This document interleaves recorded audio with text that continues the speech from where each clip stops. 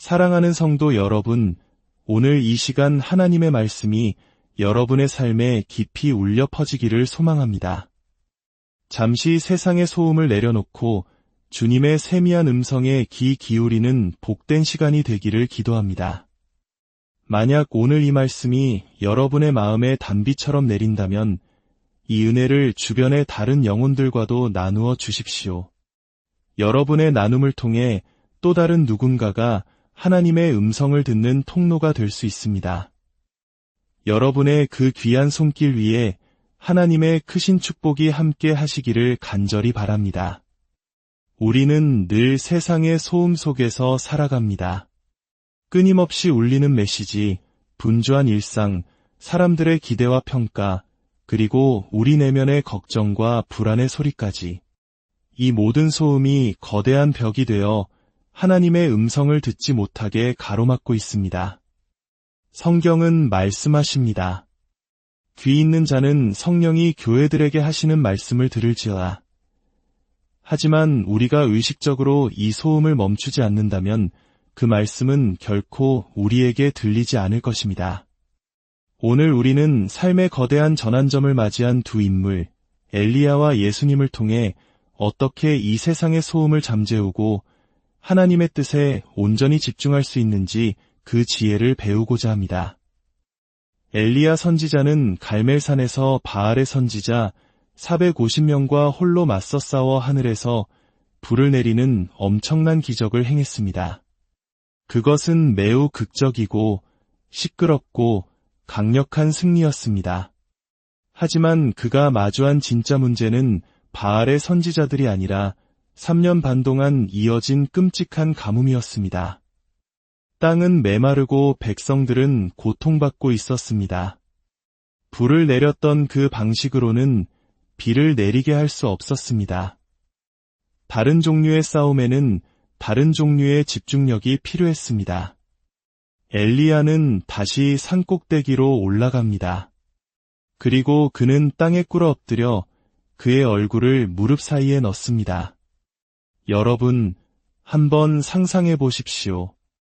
자신의 머리를 무릎 사이에 넣는 자세는 결코 편안한 자세가 아닙니다. 그것은 외부의 모든 시각적, 청각적 자극을 의도적으로 차단하고 오직 내면의 소리, 하나님의 음성에만 집중하려는 필사적인 몸부림입니다.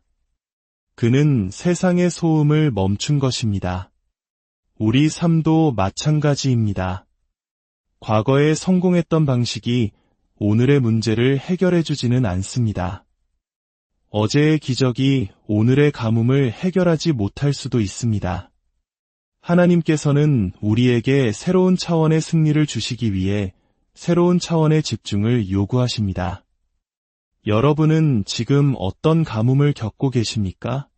재정의 가뭄, 관계의 가뭄, 영적인 메마름입니까? 그렇다면 이제는 엘리야처럼 머리를 무릎 사이에 넣을 때입니다. 세상의 소음을 차단하고 오직 주님께만 집중해야 할 때입니다. 예수님의 공생애를 보면 그분 역시 때를 아셨고 그때에 맞춰 자신의 모든 것을 집중시키셨습니다.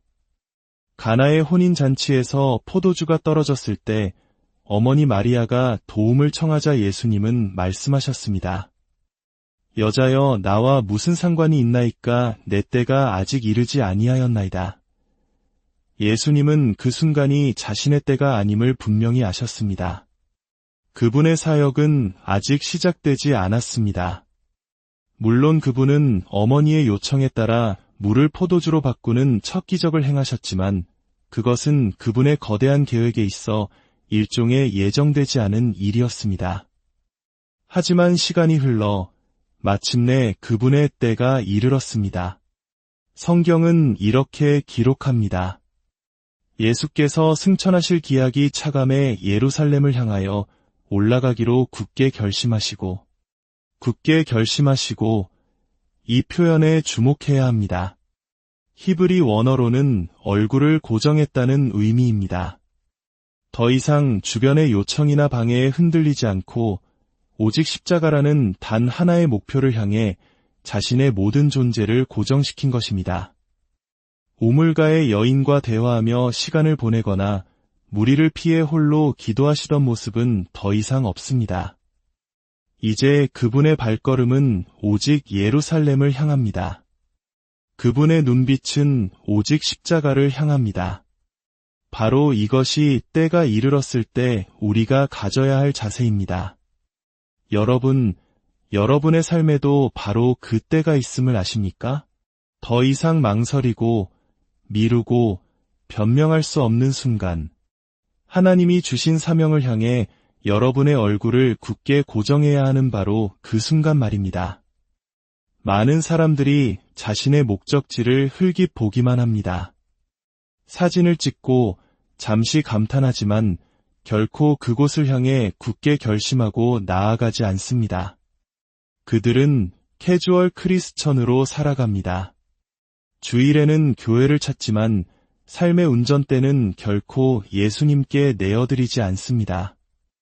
예수님을 인생의 동승자 정도로만 여기며 문제가 생길 때만 도움을 구합니다. 예수님께서는 그런 이들에게 말씀하십니다. 여우도 굴이 있고 공중의 새도 거처가 있으되 인자는 머리 둘 곳이 없도다. 이것은 단순히 그분이 가난하셨다는 의미가 아닙니다. 이 세상은 우리의 영원한 집이 아니라는 뜻입니다. 이 세상의 안락함과 성공에 우리의 마음을 고정해서는 안 된다는 강력한 메시지입니다.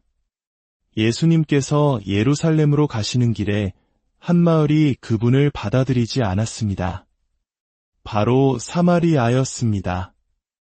예수님은 이전에 사마리아 우물가에서 한 여인을 만나 그녀와 온 동네에 구원의 복음을 전하셨습니다. 그곳에 놀라운 투자를 하셨던 것입니다. 그러나 정작 예수님께서 도움이 필요했던 순간 사마리아는 그분을 위한 자리를 내어주지 않았습니다. 이에 분노한 제자 야고보와 요한이 말합니다. 주여, 우리가 불을 명하여 하늘로부터 내려 저들을 멸하라 하기를 원하시나이까? 그들은 거절감에 사로잡혀 극단적인 반응을 보였습니다. 하지만 예수님은 그들을 꾸짖으셨습니다. 그분은 사마리아에 얽매이지 않으셨습니다. 왜냐하면 하나님께서 예비하신 다른 마을이 있다는 것을 아셨기 때문입니다.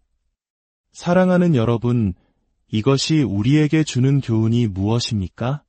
누군가가 당신을 거절하고 문을 닫아버릴 때 분노와 상처에 머물러 있지 마십시오.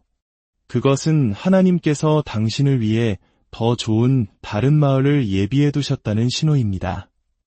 사마리아를 향해 불을 내려달라고 기도하는 것은 하나님이 예비하신 더 좋은 계획이 있음을 믿지 못하는 불신앙의 표현일 뿐입니다. 당신의 분노는 당신을 과거에 묶어둘 뿐입니다. 닫힌 문 앞에서 슬퍼하지 말고 믿음의 눈을 들어 하나님께서 열어주실 새로운 문, 새로운 마을을 바라보십시오. 많은 사람들이 성공한 사람들을 보며 그들이 달려간 목표에만 찬사를 보냅니다. 하지만 진정한 힘은 그들이 무엇을 향해 달려갔는지가 아니라 무엇으로부터 도망쳐 왔는지에 있습니다. 지독한 가난, 깊은 상처, 절망적인 과거로부터 벗어나려는 필사적인 몸부림이 바로 그들을 위대하게 만든 원동력입니다. 어쩌면 한국의 많은 분들이 이 말에 깊이 공감하실 겁니다. 전쟁의 폐허 속에서 한강의 기적을 이뤄낸 우리 부모님 세대의 강인함은 바로 그 끔찍했던 가난과 고통에서 벗어나려는 절박함에서 나왔습니다. 돌아갈 곳이 없다는 사실, 뒤를 돌아보는 순간 다시 그 지옥으로 빠질 수밖에 없다는 현실이 그들을 오직 앞으로만 나아가게 했습니다. 만약 여러분의 삶이 고통과 시련으로 가득했다면 그것은 저주가 아니라 축복의 준비 과정이었음을 믿으십시오. 하나님께서는 높은 건물을 짓기 위해 그만큼 깊이 땅을 파십니다. 여러분의 고통의 깊이가 바로 여러분이 받을 축복의 높이가 될 것입니다. 그러니 뒤를 돌아보지 마십시오. 쟁기를 잡고 뒤를 돌아보는 자는 하나님 나라에 합당하지 않습니다. 여러분의 뒤에는 트라우마와 상처뿐입니다. 그러나 여러분의 앞에는 하나님의 약속과 영광이 기다리고 있습니다. 어느 날 밤, 한 아이가 계속해서 침대에서 떨어졌습니다. 아이는 울면서 엄마에게 물었습니다. 엄마, 왜 자꾸 침대에서 떨어지는 걸까요? 엄마는 부드럽게 대답했습니다. 얘야, 그건 내가 침대 가장자리에만 걸터 누워 있어서 그래. 침대 한가운데로 깊숙이 들어오렴. 혹시 우리도 신앙생활을 그렇게 하고 있지는 않습니까? 주님의 은혜라는 침대 가장자리에 아슬아슬하게 걸쳐 누워 세상과 하나님 사이에서 양다리를 걸치고 있지는 않습니까? 그러니 자꾸만 세상으로 떨어지고 넘어지는 것입니다. 주님은 우리에게 말씀하십니다. 더 깊이 들어오너라. 너의 삼전부를 내게 맡겨라. 우리가 온전히 주님 안으로 들어갈 때 비로소 우리는 넘어지지 않고 그분의 완전한 보호와 인도하심을 경험하게 될 것입니다. 결국 가장 중요한 것은 지금 이 순간 나를 향한 하나님의 음성을 듣는 것입니다. 아브라함의 이야기를 기억해 보십시오. 하나님께서는 그에게 아들 이삭을 바치라고 말씀하셨습니다. 그것은 과거의 명령, 즉 로고스였습니다. 아브라함은 그 말씀에 순종하여 이삭을 제단에 눕히고 칼을 들었습니다. 그러나 바로 그 순간 하나님께서는 다급하게 그를 부르셨습니다. 아브라함아, 아브라함아. 그 아이에게 내 손을 대지 말라. 이것이 바로 지금 들려오는 살아있는 말씀, 레마입니다. 만약 아브라함이 과거의 말씀에만 갇혀 있었다면 그는 하나님의 약속인 이삭을 죽였을 것입니다. 우리에게도 이 레마가 필요합니다. 성경에 기록된 과거의 말씀뿐만 아니라 오늘 나의 구체적인 상황 속에서 들려주시는 하나님의 살아있는 음성이 필요합니다. 주님, 이 상황에서 저는 어떻게 해야 합니까? 가만히 있어야 합니까? 나아가야 합니까? 이 사람을 용서해야 합니까? 아니면 관계를 끊어야 합니까? 이 세미한 음성을 듣기 위해 우리는 반드시 세상의 소음을 멈춰야 합니다. 분주함을 멈추고 내 안의 염려를 멈추고 사람들의 평가를 멈추십시오. 그리고 엘리야처럼 예수님처럼 오직 하나님께만 여러분의 얼굴과 마음을 고정하십시오. 그 고요함 속에서 주님은 말씀하실 것입니다. 메마른 당신의 삶에 풍성한 비를 내리실 것입니다. 닫혔던 문 대신 더 크고 놀라운 문을 열어주실 것입니다. 그리고 마침내 당신을 향한 그분의 위대한 계획을 완성하실 것입니다. 사랑하는 성도 여러분, 이제 결단합시다. 더 이상 캐주얼 크리스천으로 머물지 않고 삶의 운전대를 온전히 주님께 내어드리기로, 세상의 소음을 끄고 하나님의 음성에 주파수를 맞추기로, 과거의 상처가 나를 이끄는 힘이 되게 하고 닫힌 문 앞에서 절망하는 대신 예비된 다른 마을을 향해 나아가기로, 지금 이 시간 여러분의 삶을 짓누르는 모든 소음이 멈추고 하늘의 평강과 지혜가 여러분의 심령에 가득하기를 주님의 이름으로 축원합니다.